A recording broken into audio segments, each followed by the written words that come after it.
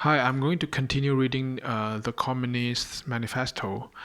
In my very short last read, Marx was lamenting how the old feudal society collapsed and also the emergence of the bourgeoisie new class thanks to industrial revolution, and he largely reproached and berated the bourgeoisie, saying that they are evil, uh, they exploited the lower class. And I'll continue reading. The bourgeoisie has disclosed how it came to pass that the brutal display of vigor in the Middle Ages,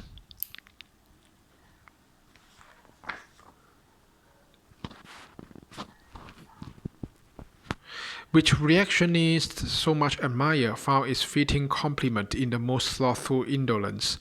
It has been the first to show what man's activity can bring about. It has accomplished wonders far surpassing Egyptian pyramids, Roman aqueducts, and Gothic cathedrals. It has conducted expeditions that put in the shade of all former exoduses of nations and crusades.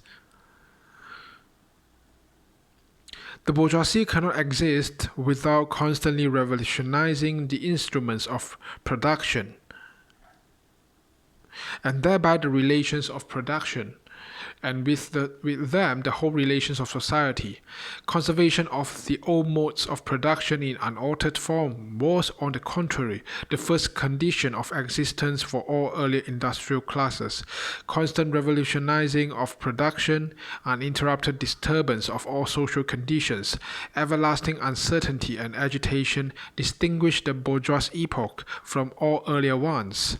All fixed, fast-frozen relations with the train of ancient and venerable prejudices and opinions are swept away.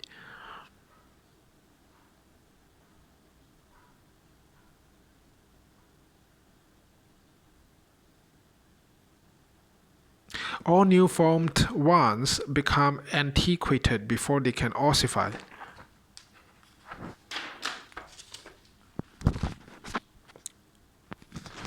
All that is solid melts into air. All that is holy is profaned, and man is at last compelled to face with sober senses his real conditions of life, his relations with his kind. The need of a constantly expanding market for its products chases the bourgeoisie over the whole surface of the globe. It must nestle everywhere, settle everywhere, establish connections everywhere. The bourgeoisie has, through its exploitation of the world market, given a cosmopolitan character to production and consumption in every country. To the great chagrin of reactionists, it has drawn from under the feet of industry the national ground on which it stood. All old established national industries have been destroyed or are daily being destroyed.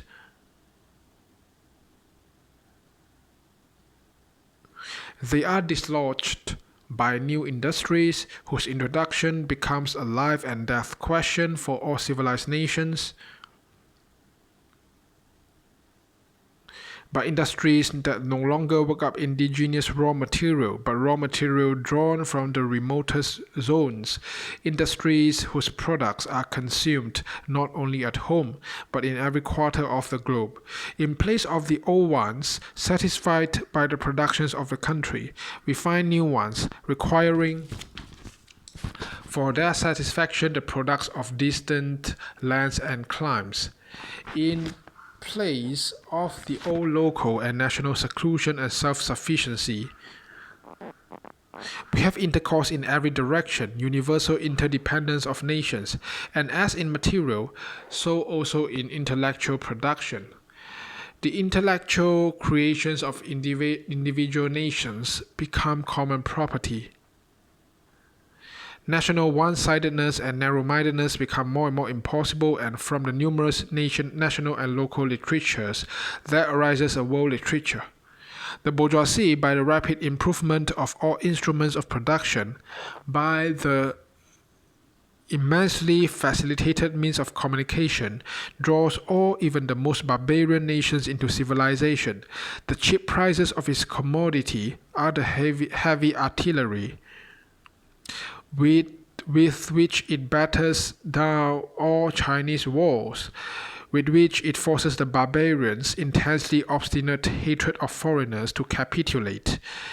It compels all nations on pain of extinction to adopt the bourgeois mode of production. It compels them to introduce what it calls civilization into their midst, i.e., to become bourgeois themselves. In one word, it creates a world after its own image. The bourgeoisie has subjected the country to the rule of the towns. It has created enormous cities, has greatly increased the urban population as compared with the rural, and has thus rescued a considerable part of the population from the idiocy of rural life. Just as it has made the country dependent on the towns, so it has made barbarian and semi-barbarian countries dependent on the civilized ones, nations of peasants or nations of bourgeois, the East on the West. The bourgeoisie keeps more and more doing away with the scattered state of the population, of the means of production, and of property. It has agglomerated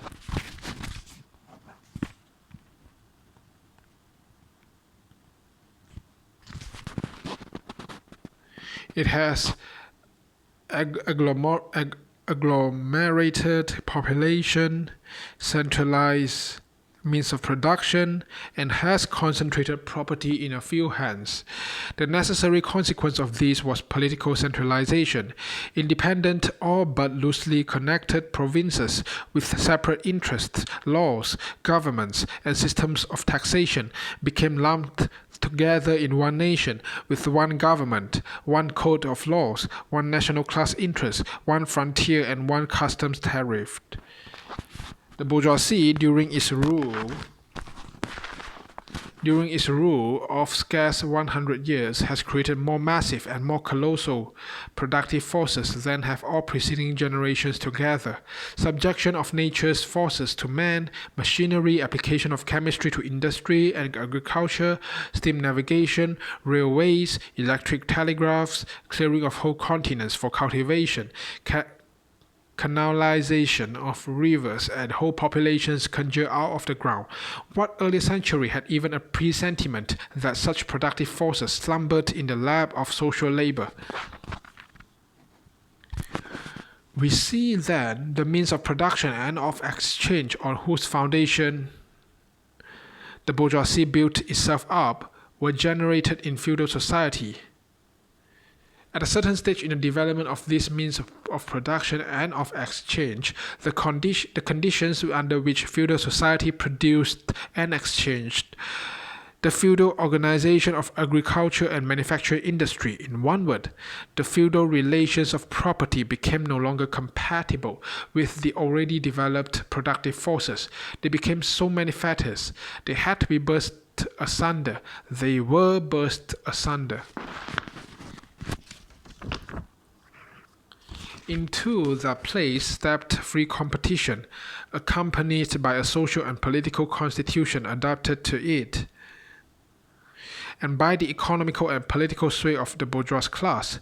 A similar movement is going on before our own eyes. Modern bourgeois society, with its relations of production, of exchange, and of property, or society that has conjured up such gigantic means of production and of exchange, is like the sorcerer who is no longer able to control the powers of the nether world, whom he has called up by his spells. For many, a decade past, the history of industry and commerce is but the history of the revolt of modern productive forces against modern conditions of production, against the property relations that are the conditions for the existence of the bourgeoisie and of its rule. It is enough to mention the commercial crisis that by their periodical return put on its trial, each time more threateningly, the existence of the entire bourgeois society. In this crisis, a great part not only of the existing products, but also of the previously created productive forces, are periodically destroyed. In this crisis, there breaks out an epidemic that in all earlier epochs would have seemed an absurdity, the epidemic of overproduction. Society suddenly finds itself put back into a state of momentary barbarism. It appears as if a famine, a universal war of devastation, had cut off the supply of every means of subsistence. Industry and commerce seem to be destroyed. And why? Because there's too much civilization, too much means of subsistence, too much industry, too much commerce. The productive forces at the disposal of society no longer tend to further the development of the conditions of bourgeois property. On the contrary, they have become too powerful for these conditions by which they are fettered, and so soon as they overcome these fetters, they bring disorder into the whole of bourgeois society, endanger the existence of bourgeois property. The conditions of bourgeois society are too narrow to comprise the wealth created by them. And how does the bourgeois get over this crisis? On the one hand, by enforced destruction of a mass of productive forces, on the other, by the conquest of new markets, and by the more thorough exploitation of the old ones. That is to say, by paving the way for more extensive and more destructive crises. And by diminishing the means whereby crises are prevented. The weapons with which the bourgeoisie felt feudalism. The weapons with which the bourgeoisie felt feudalism to the ground are now turned against the bourgeoisie itself. But not only has the bourgeoisie forged the weapons that bring death to itself, it has also called into existence the men who are to wield those weapons, the modern working class, the proletarians. In proportion as the bourgeoisie, i.e. capital, is developed, in the same proportion is the proletariat, the modern working class, developed, a class of laborers who live only so long as they find work, who find work only so long as that labor increases capital. These laborers, who must sell themselves piecemeal, are a commodity like every other article of commerce and are consequently exposed to all the vicissitudes of competition.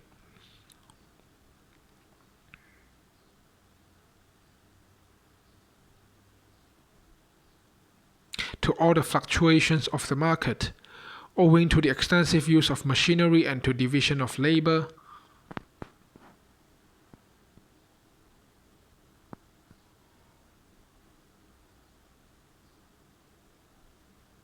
The work of proletarians has lost all individual character and consequently all charm for the workman. He becomes an appendage of the machine, and it is only the most simple, most monotonous, and most easily acquired knack that is required of him. Hence, the cost of production of a workman is restricted almost entirely to the means of subsistence that he requires for his maintenance and for the propagation of his race.